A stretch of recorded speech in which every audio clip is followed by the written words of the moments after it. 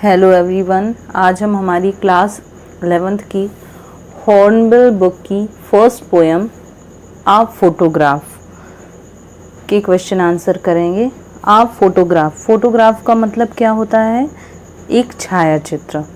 जो हम फोटोज़ लेते हैं ना, वही फोटो, छायाचित्र। तो उसी के बारे में बात करेंगे। तो पहला क्वेश्चन है, what does the word cardboard denote in the poem? Why has this word been used? तो कविता में जो शब्द लिया गया है कार्डबोर्ड, वो क्या दर्शाता है और इस शब्द का प्रयोग क्यों किया गया है क्वेश्चन में? तो आंसर है a cardboard is a hard paper. तो जो कार्डबोर्ड है एक वो कठोर कागज है, होता है ना, जिसे हम गत्ता भी कहते हैं, वही। It has been used to refer to the practice of pasting of photographs it and get it formed। तो दिया गया है कि जो कार्डबोर्ड है वह एक कठोर कागज होता है और यहाँ इसका प्रयोग जब हम एक कड़क जो कागज होता है, जैसा यहाँ दिया गया है कठोर कागज, उस पर पहले क्या करते थे, एक फ़ोटो चिपका दिया जाता था। तो वो हमारा फ़ोटो फ्रेम हो जाता था, फ्रेम करवा के कहीं भी लगा देते थे। पहले ये रिचुअल्स चलते थे, पहले यही प्रथा चलती थी। तो वही दर्शाता है। अब तो हम बहुत ही अच्छे से प्लास्टिक या कांच के फ्रेम में उसको अलग से लगाते हैं, लेकिन पहले लोग क्या करते थे, उसे एक मोटे कागज पर चिपका के कहीं भी लगा देते थे, वही उनका फ्रेम होता था। तो यहाँ ये दर्शाता है कार्डबोर्ड। जो सेकंड क्वेश्चन है वो है, what has the camera captured? Camera ने क्या फोटो खींचा या क्या कैप्चर किया है? तो the camera has captured some happy moments. Camera ने कुछ खुशी के पल कैप्चर किए हैं या कैद किए हैं। The poet's mother with her 2 cousins Betty and Dolly on a C holiday. जो पोइट है उसकी माँ with her 2 cousin Betty and Dolly, जो पोइट की 2 बहनें हैं, कज़िन हैं, बैटी और डॉली, उनके साथ वो सी हॉलीडे पर है।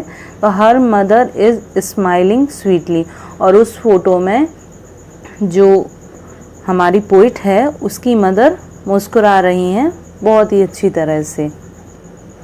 थर्ड क्वेश्चन है, what has not changed over the years? Does this suggest something to you? तो कई वर्षों में क्या नहीं बदला, इससे आप क्या समझते हैं? द सी हैज़, आंसर है the sea has not changed over the years. समुद्र नहीं बदला सालों में। जैसे समुद्र आज से 100 साल पहले था वैसा ही आज है, या 1000 साल पहले था वैसा ही आज है। This suggest the change time brings in human being. जो चेंज आता है वो सिर्फ मानवों के लिए आता है। ये हमें यह दर्शाता है कि जितने भी तरीके के बदलाव आते हैं वो सिर्फ मानव के लिए आते हैं, प्रकृति के लिए नहीं आते। वो हमेशा जैसी थी वैसी ही है। फोर्थ क्वेश्चन है, the poet's mother laughed at the snapshot, what did this laugh indicate? जो पोइटिस की मदर हैं वो स्नैपशॉट को, उस चित्र को देख के हंसती हैं। उनकी यह हंसी क्या दर्शाती है? तो the poet's mother laughed at the snapshot. जो पोइट की मदर हैं वो स्नैपशॉट पर हंसती हैं।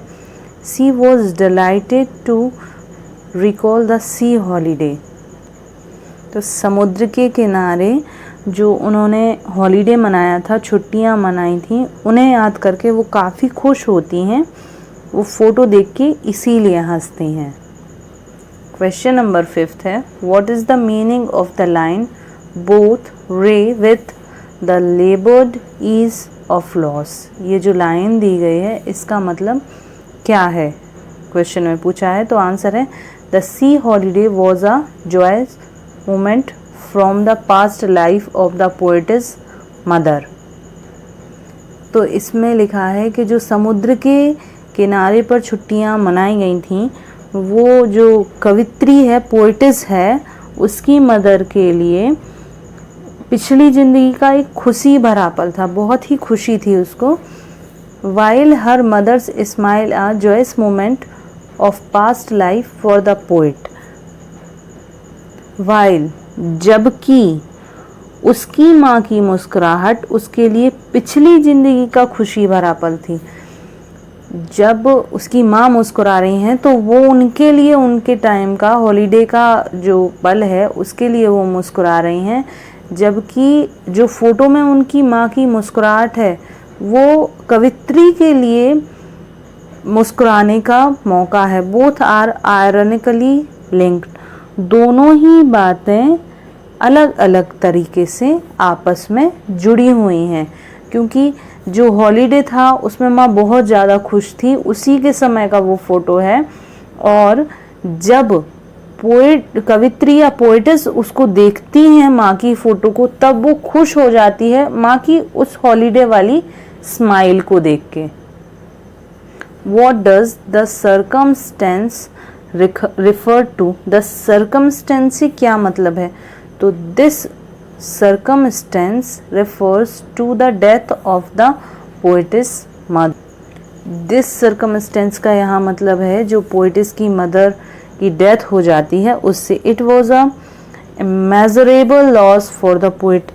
ये जो कवित्री है उसके लिए बहुत ही बड़ा नुकसान है जिसका कोई भी मेज़र नहीं कर सकता है। क्वेश्चन नंबर 7 है, the 3 stanza depict 3 different phase, what are they? जो तीनों स्टेंजा हैं वो 3 अलग अलग तरह की दशा या चरण दर्शाते हैं, उनके बारे में बताइए। तो द फर्स्ट स्टेंजा बीइंग हर गर्लहुड, जो फर्स्ट स्टेंजा है वो उसके बचपन की, जब वो लड़की थी तब की है। When she went for the sea holiday, जब वो समुद्र के हॉलीडे के लिए या छुट्टी मनाने के लिए गई थी। The second phase describe the middle aged mother laughed at her own snapshot, जो सेकंड फेज है वो उनकी मध्यम आयु को दर्शाता है, जब माँ अपनी ही छायाचित्र स्नैपशॉट को देख के हंसती हैं। In the third when her mother is no more, और तीसरा है जब उसकी माँ नहीं रहती हैं। तो यहाँ हमारे फर्स्ट पोएम के सारे क्वेश्चन ख़त्म होते हैं और कुछ अदर इम्पॉर्टेंट क्वेश्चन बनते हैं। अगर आप चाहते हैं कि मैं आपको लिखाऊं तो प्लीज़ आप इसे कमेंट करें और मेरे वीडियो को लाइक करें, शेयर करें और सब्सक्राइब करें। Thank you.